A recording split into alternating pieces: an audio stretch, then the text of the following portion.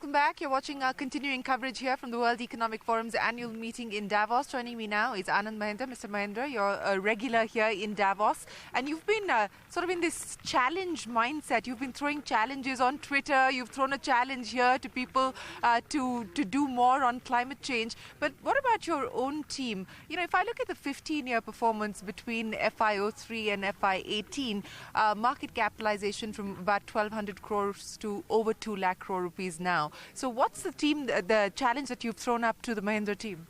You know what I love about my team, Shereen, is I don't throw them the challenges. They come up with their own. I don't know how that happened. I'm not saying I pressed any magic buttons. But every time I go into a review, it's them who throw the challenges. And as you know, we're a multi-business group, so there can't be one challenge. Everyone knows they benefit if the group market cap as a whole grows. And they're all incentivized to be part of the beneficiaries of that. But really the businesses are so diverse that the challenges are very different too. And each of them drives their own challenge. Mm-hmm. So where do you see the group over the next 5 years? Oh God, I've been asked that so often. I've got to come up with a really perfect answer to that one. You know, our credo is RISE. And one of the tenets of RISE is driving positive change. There are 3 pillars to easily encapsulate the philosophy. But essentially it's about accepting no limits. It's about thinking differently or thinking alternatively. And finally driving positive change. What's very interesting is I've just become a member of something called the RISE Fund. No relation to us. In fact, I told Bill McGlashan that I'd have to join your board or sue you for IPR. But it's very interesting. Today, I'm co-hosting a lunch of the RISE Fund where we're going to present a company called Y Analytics, which has developed a modality to measure impact. Otherwise, you know, impact has been a very, very fuzzy word. Now think about it. If I'm going to drive positive change in our businesses, how do you measure it? How do you measure the impact you're having without in any way sacrificing financial return? So I think we're on the cusp of a certain measurement era where it won't be fuzzy anymore. So if you ask, coming back to your question, where do I see the group? I hope that things like this will make us live up to our RISE credo even more. So I'm hoping that from the next few years, more than 50 to 60% of our businesses will all be RISE businesses. Okay. I'll get to what RISE businesses means exactly, but let me ask you about what is going to be the driving philosophy as far as the group is concerned. The last few years, there were question marks on too much diversification, perhaps spreading yourselves too thin, and then we've seen a process of consolidation, streamlining, exiting loss-making businesses, and so on and so forth. What's going to continue to drive operations from here on at the group level? I think till I die, I'll face questions about too many businesses. I think... and 100 plus subsidiaries. I know. I think by now, analysts have grudgingly acknowledged that we seem to have found some way in which we can make this theoretically unwieldy conglomeration of businesses work. Don't forget, this is not a conglomerate. It's a federation. It's a federation. Thank you very much for remembering that. And you know, GE, I don't hold GE out as an example anymore. I always used to differentiate us from GE because GE is a conglomerate. But the federation philosophy, if anything, Shereen, is strengthening. And every year we find new mechanisms to strengthen governance. Governance is the number one glue of a federation. And I don't have to tell you, governance is the number one issue in large corporations globally. If you look at the number of executives who are behind bars today, the thin line between good governance and bad governance is something that people are finding hard to manage. Including a former partner of yours, Carlos Ghosn. I don't take names of anybody, but I think the signs are all around us that governance has got to be the hallmark of groups like us. Even Renault and Nissan were a group. So it is possible to nurture and to build diverse businesses. I think the biggest opportunity for us, which we've demonstrated, is that new business opportunities lie in the intersections of these businesses. What we are finding is our biggest opportunities come when one business says, hey, you know, I need this done here, but I think you can do it. Whether it's Mahindra Logistics doing people mobility for the auto sector. There are hundreds, I could go on. So I am not done with that model. I think we've done well. I got a wonderful message from a private equity player, I won't take his name again, who sent me a wonderful message 6 months ago saying he quoted a Motilal Oswal report And he said that from 2002 to 2018, Yes. our stock had the highest CAGR in the Nifty, 31%. We were the best performing stock over 2002 to 2018. I don't think that's a sign that the Federation is crumbling. No, I wasn't saying at all that the Federation is crumbling. I was just asking you whether we are going to see more streamlining, more untangling, so to speak. In terms of unlocking more shareholder value, and this is speculation, I don't know if there is any truth to it or not, but would you consider the possibility of spinning off the tractor business into a separate entity? You know, these kinds of questions are not new. They're not something that we look at in stealth.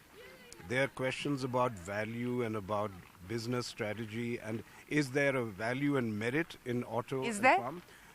We're still together, which No, means... in terms of splitting it up. No, we are finding continued value in being together. If you look at anybody, I was just in another interview just now where people were asking about scale. You know that every auto business, every mobility business in the world is looking at scale. We have scale.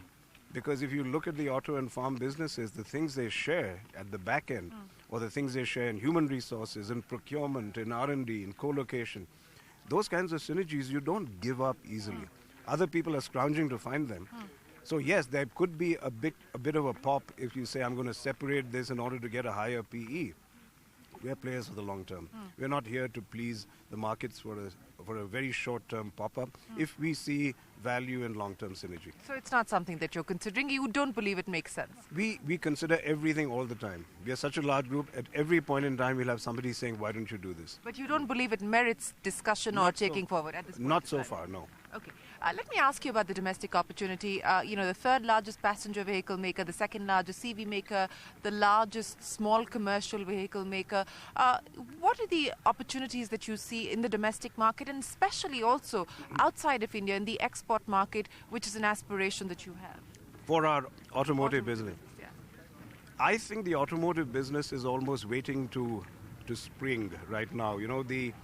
Everybody was very hopeful that the festival season of 2018 would be the tipping point.